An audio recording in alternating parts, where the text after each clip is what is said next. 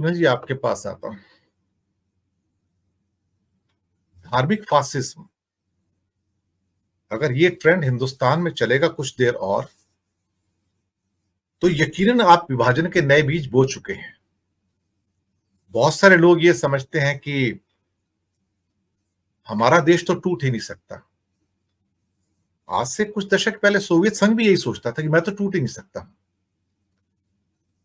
हर वो देश, हर वो व्यक्ति जो सोचता है कि मैं एक्स्ट्रा ऑर्डिनरली पावरफुल हो गया हूं और कोई मुझे हार्म नहीं कर सकता, तो शायद उन्हें ये बताने की जरूरत है कि जो सीधे सबसे खड़े पेड़ होते हैं ना, पहले वही कट जाते हैं, कोई दूसरा नहीं कटता उस टाइम। और इस किस्म का जो सांप्रदायिक उन्माद फिर से भारत के अंदर, कम से कम हिंदी पट्टी में कुछ और क्षेत्रों में जो नजर आ रहा है, ये भारत की ना तो प्रगति के लिए ना भविष्य के लिए अच्छा है। और जो बात आत्मजीत जी ने कही कि इसका जहर जब नसों में उतर जाए तो फिर ये निकलता नहीं साहब। 1906 में जो नसों में जहर गया था, जिसकी परिणति मुस्लिम लीग में हुई थी, उसकी फाइनल रिजल्ट भारत के विभाजन में हुआ था। और धार्मिक उग्रता जो है, हमने इस उग्रता को इस्लाम में देखा, कई देशों में देखा, इस्लामिक उग्रता के रूप में देखा हमने। लेकिन हम भूल जाते हैं कि हमने श्रीलंका में बुद्धिस्टा उग्रता भी देखी है सर। लोग कहते हैं ना बौद्ध धर्म बड़ा पीसफुल रिलीजन है, तो हमने उस बौद्ध धर्म की जो उग्रता है, जो उसका टेररिज्म है, उसका आतंक है, हमने वो भी देखा है। तो कोई ये ना कहे कि बौद्ध धर्म आतंकवादी नहीं हो सकते, वहां आतंकवादी नहीं हो सकते, कोई ये ना कहे कि हिंदू नहीं हो सकता। लेकिन हिंदू भी जब हिंसक बन जाए और उग्रवाद पे उतर आए और चोर, उचक्के, लुटेरे, माफिया, अंडरवर्ल्ड के लोग, बलात्कारी और क्या कहते हैं इंडस्ट्री को लूटने वाले, जैसे आत्मजीत जी ने बताया, जब वो भगवा पहन के सामने आ जाए तो फिर 1947 को रिपीट होने में देर नहीं लगती सर।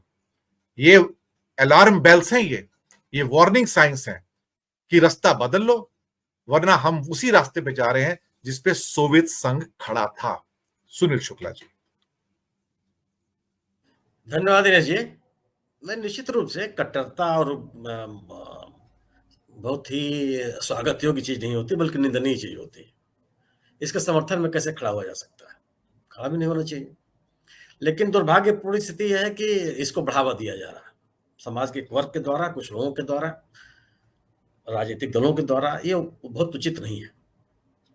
और निश्चित रूप से अगर आप अपने देश के नागरिकों के एक वर्ग की अवहेलना करेंगे, उनके हितों की अनदेखी करेंगे, उनके साथ अपनी संवेदनाओं को आप नहीं जोड़ेंगे, तो लोगों के ऊपर आघात तो लगेगा ही लगेगा। देश को, समाज को, परिवार को जोड़े रखने के लिए बहुत कुछ त्याग करना पड़ता है और हर व्यक्ति को आपको स्पेस देना होता है, अन्यथा चीजें चलती नहीं है। आप सबसे छोटी इकाई परिवार को यहाँ समझ लीजिए। अगर उस परिवार के सभी सदस्यों को आप स्पेस नहीं देंगे, तो परिवार को बांधे रखना बड़ा दिक्कत होती है। उसी का विस्तार समाज है, उसी का विस्तार देश है। तो जो भी हमारे देश का नागरिक है, उसको स्पेस तो देना ही होगा, उसकी ज़रूरतों को तो ध्यान में रखना ही होगा, उसके साथ अपने आप को कनेक्ट तो करना ही होगा, अन्यथा तो एक नए तरह के समाज की तरफ आप बढ़ते नज़र आएँगे। राहुल गांधी के साथ जो हुआ, अगर आप सहमति को स्थान नहीं देंगे, अगर विपक्ष को आप स्थान नहीं देंगे, तो फिर आप लोकतंत्र को नकारने की कोशिश कर रहे हैं। राहुल गांधी ने कोई ऐसा काम तो कर नहीं रहे हैं जिससे कि किसी को आपत्ति हो। अगर सरकार को आपत्ति हो तो बाकायदे उस पर नियमानुसार कार्रवाई करें, उनको चल लेना था कि नहीं साहब आपको अनुमति नहीं देंगे। लेकिन एक प्रायोजित तरीके से, हिंसात्मक तरीके से उनका विरोध करना और जो लोग हिंसा में शामिल हैं या जो लोग दिख रहे हैं उनके खिलाफ कोई कार्रवाई न करना या उनको पर्याप्त सुरक्षा उपलब्ध न कराना, तो राज्य की जिम्मेदारी है, ये राज्य की विफलता है। और मुझे लगता है कि अगर ये कोई सोचता होगा कि राहुल गांधी के साथ इस तरह का व्यवहार करके उसको कोई राजनीतिक लाभ मिल जाएगा, तो बहुत मुगालते में। इस देश के लोगों ने कभी इस तरह के हिंसात्मक विरोध को स्वीकार नहीं किया, कभी नहीं किया। और आप लगातार देखते चलिए, इंदिरा गांधी के साथ जब आप लोगों को लगने लगा कि आप उनके साथ उत्पीड़न की कार्रवाई कर रहे हैं, पूरा देश उनके साथ खड़ा हो गया।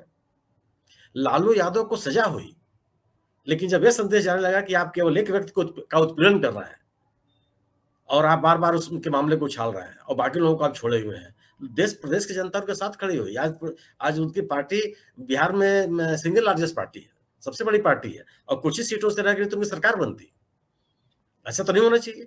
यह समाज कभी बेईमान और भ्रष्ट और आपराधिक तत्व के लोगों के साथ नहीं खड़ा हुआ। लेकिन जब अगर आप यह संदेश जाने लगेगा कि किसी को आप जानबूझ करके अपराधी बनाने का प्रयास कर रहे हैं, उत्पीड़न कर रहे हैं, उसी तरह की गतिविधियों में शामिल अन्य लोगों को आप संरक्षण दे रहे हैं या उनकी तरफ आप उनकी आप अनदेखी देख कर रहे हैं, तो लोगों के साथ सहानुभूति पैदा होती है। राहुल गांधी की एक वैकल्पिक राजनीति है, वो आपसे असहमत हैं, आपके राजनीति करने के तौर तरीके से असहमत हैं, सड़क पर है। आप उनके विरोध में रहिए, आप उनकी आलोचना कीजिए, जो एक संवैधानिक तरीका है इस देश का, आप उनके साथ बिल्कुल मत सहमत होइए। लेकिन आप उनको चलने नहीं देंगे, उनकी राजनीतिक गतिविधियों को नहीं होने देंगे, उनके ऊपर हमला होगा, उनके हिंसात्मक हमला होगा, जान बचाने के लाले पड़ जाएँगे। ये तो कहीं से भी उचित नहीं है और मुझे लगता है कि इसका देशव्यापी परिणाम आएगा। इसके देशव्यापी इसके रिपरकशन होंगे। ऐसा नहीं है कि केवल उसी राज्य तक सीमित रह जाएगा। भले ये किसी को लगता हो कि यह बात कहाँ तक फैल पाएगी, तो ऐसा तो है नहीं। मुझे लगता है कि देश के कोने-कोने में ये बात फैली हुई है। अब सोशल मीडिया पर देखिए तो लाखों लोग उसको देख रहे हैं। लाखों लोगों की जानकारी में ये घटना आ गई और देश के हर कोने में इस घटना की जानकारी लोगों के पास है। ये तो कहीं से भी इसको उचित नहीं ठहराया जाए। उचित क्या है, उसका विरोध होना चाहिए। और मुझे लगता है कि इस पे इंडिया दल समूह के या विरोधी दलों के जो भारतीय जनता पार्टी की राजनीति के तौर तरीके से सहमत है, सबको एक साथ खड़ा होना चाहिए। यह केवल जिम्मेदारी कांग्रेस की नहीं है। अगर ये घटना हुई तो इसका प्रतिकार सबको करना चाहिए और एक साथ खड़े होकर करना चाहिए। और मुझे लगता है कि विपक्षी दल इस पे उस तरह का प्रतिकार करेंगे भी करेंगे। राम मंदिर का जहां तक सवाल है, राम से किसी का विरोध कैसे हो सकता है इस देश में? लेकिन जो विरोध है उस तौर तरीके को लेकर के आप राम मंदिर किसके लिए बना रहे हैं? सामान्य लोगों के लिए। मंदिर तो सामान्य लोगों के लिए बनता है ना। मुझको तो याद नहीं है, मैंने कभी कहीं पढ़ा भी नहीं है। आप हो सकता है कि आप जानकारी में हो कि किसी धार्मिक स्थल का इस तरह का शिलान्यास हुआ हो, प्राण प्रतिष्ठा हुई हो, उद्घाटन हुआ हो, जो भी अपने-अपने शब्दों में अन्य मतावलंबी करते होंगे, हम प्राण प्रतिष्ठा कहते हैं, कि इस तरह का हाइप क्रिएट किया गया हो। भाई धार्मिक गतिविधियाँ, उपासना स्थल उस धर्म के मानने वालों के लिए आराधना का स्थल है, उनके लिए आस्था का केंद्र है। लेकिन इतने लोगों को बुलाना अब ये लोगों के लिए एक संदेश भी है कि अगर आप धर्म की अपने धर्म को का उपयोग या दुरुपयोग करने देंगे आप, तो किसका फायदा होने वाला है उससे? अगर अस्पताल बंद होंगे इस तरह के आयोजनों के लिए, तो किसका नुकसान होगा? अगर न्यायालय बंद होंगे तो किसका नुकसान होगा? और अपने राजनीतिक लाभ के लिए लोग किस सीमा तक जा सकते हैं, यह भी एक इस तरह का संदेश है। ये लोगों को समझना पड़ेगा कि क्या इस तरह के आयोजनों में आम आदमी के लिए या उस धर्म या उस उपासना परंपरा को मानने वाले आम व्यक्तियों के लिए कोई जगह है क्या? पूरा का पूरा आयोजन आप देख डालिए, जो में क्लिप दिखाई पड़ रहा है। केवल विशिष्ट लोग, आम व्यक्ति कहाँ है? और आप सड़क पर निकल के देख लीजिए, कि आम व्यक्ति कहाँ हो? प्रायोजित तरीके से आप एक माहौल बनाने की कोशिश कर रहे हैं, उसमें जनता की भागीदारी कितनी है? मैं नहीं मानता कि हिंदू मतावलंबी में कि कोई व्यक्ति ऐसा होगा जिसको राम से विरोध होगा, मंदिर से विरोध होगा। मंदिर बन रहा है, ठीक है। सर्वोच्च न्यायालय के एक निर्णय से बन रहा है, उससे बहस हो सकती है कि कैसे हुआ, क्या हुआ, इतिहास की बहस हो सकती है। लेकिन चलिए सुप्रीम कोर्ट ने एक आदेश दिया, मंदिर बनना चाहिए, मंदिर बन रहा है। लेकिन मंदिर बनने के नाम पर इस तरह का एक माहौल तैयार करना जिससे कि राजनीतिक लाभ लिया जा सके, वो तो धार्मिक आयोजन नहीं है। और मुझे मुझे मैं भी मतलब मेरी अपनी समझ ये कहती है कि इस तरह के आयोजनों से आम व्यक्ति की श्रद्धा कोई बढ़ती नहीं, संभव नहीं है। और इस तरह के उनकी आक्रामकता, उग्रता एक म म म एक एक एक तरह का दूसरे के प्रति के मन में आपके मन में सम्मान न होने से कोई धर्म बढ़ा नहीं है, सिमटते चले गए। आप देखिए ना मतलब एक समय स्थिति ये थी कि सनातन धर्म, हिंदू धर्म पर का विरोध करके बौद्ध धर्म कितना आगे बढ़ गया। आज श्रीलंका में आपने खुद बुद्धों के बारे में क्या कहा? सिमट गए आप। धर्म में कभी भी घृणा का कोई स्थान नहीं। जितना मैं धर्म के बारे में जानता हूँ या जिन कारणों से हम धार्मिक हैं। धर्म में आप सहअस्तित्व का पालन करते हैं, मर्यादा का पालन करते हैं। जिस भगवान राम की आप बात कर रहे हैं, आज इतना बड़ा आयोजन चल रहा है, उन्होंने मर्यादा की बात की। उन्होंने स्थान दिया लोगों को, अपने अपने से असहमत रखने वालों को भी स्थान दिया, अपने से असहमत होने वाले व्यक्ति का भी सम्मान किया।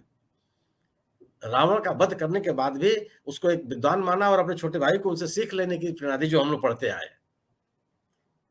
आप घृणा की कोई जगह थोड़े होती है, न इस तरह की आक्रामकता की एक जगह होती है। तो जो कुछ भी एक तो सबसे बने राम मंदिर से इतर जो कुछ भी राहुल गांधी के साथ या विपक्ष के नेता के साथ हुआ, यह सर्वथा निंदनीय है। और मेरी अपनी समझ ये है कि इस तरह की घटनाओं से आप कांग्रेस को लाभ पहुंचा रहे हैं, अगर आप कांग्रेस के विरोधी हैं तो।